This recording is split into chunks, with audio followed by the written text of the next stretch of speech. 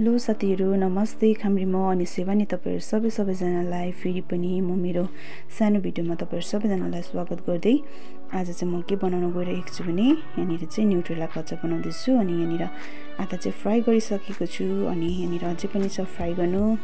हेरिहाल्नुस् साथीहरु, मैले चाहिँ यो चाहिँ बिहाको लागि बनाएको ड्राई अचार। अनि तपाईहरुले हेर्दै जानुस् होला। Stay tune. हजुरहरु कसलाई मन पर्छ न्युट्रेलाको अचार, यसरी बनाएर पनि तपाईले 1 महिना भन्दा ज्यादासम्म स्टोर गरेर राख्न सक्नुहुन्छ। अनि यहाँनिर चाहिँ मैले काटेको छु अदुवा र लसुन, यहाँ चाहिँ काटेर रेडी पारिसकेको छु। अनि यहाँनिर चाहिँ सुक्खा खुर्सानी।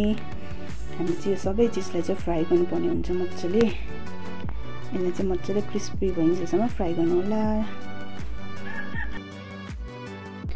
मलाई चाहिँ न्युट्रेला फ्राई गर्दा साह्रै गरम भएको थियो हैन। यहाँनिर चाहिँ उताटी चुलामा चाहिँ नानाले चारो बनाउनु हुँदै थियो नि त, त्यो भएर चाहिँ पुरा पोलिरहेको थियो आगोले हो। त्यो भएर चाहिँ अब म चाहिँ यहाँबाट निक्लेँ अनि नानाले चाहिँ फ्राई गर्न सघाउनु हुँदैछ न्युट्रेला।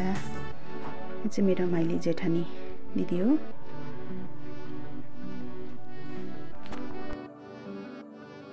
अब भने न्युट्रेला चाहिँ फ्राई भइसकेको छ मजाले। यो चाहिँ मजाले फ्राई भएको छ। अनि यहाँनिर चाहिँ लसुन हामीले फ्राई गर्दैछौँ। यसलाई पनि पुरा क्रिस्पी हुन्जेलसम्म हामीले फ्राई गर्नुपर्ने हुन्छ सानो आगोमा। अनि यहाँनिर चाहिँ हामीले फ्राई गरेर पनि लगाइसक्यौँ। यो तिल चाहिँ मैले पहिलाबाटै भुटेर राखेको थिएँ। अनि यो चाहिँ गुन्द्रुक भुट्दैछु अनि खोर्सानी सँगसँगै।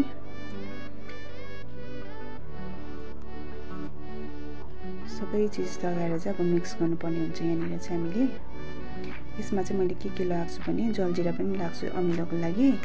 अनि अलिकति हुचिङ नुन लगाएको छु। अनि यो चाहिँ बदाम। सबै कुरा फ्राई भइसकेको छ। अनि अब म लाउँदैछु, म चाहिँ अब फिर्दैछु। हेरिहाल्नुहोस् है साथीहरु, यहाँ हेरिहाल्नुहोस् त साथीहरु, मैले चाहिँ अचार फिटेर अब रेडी पारिसकेको छु। अनि तपाईहरुलाई कस्तो लाग्यो कमेन्ट बक्समा गएर पनि भनिदिनुहोस् होला। अनि तपाईहरुलाई यस्तै बनाएर खानु मन छ भने पनि तपाईहरुले बनाएर खान सक्नुहुन्छ।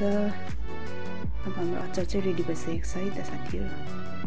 बाइ बाइ, अर्को भिडियोमा भेटौँला।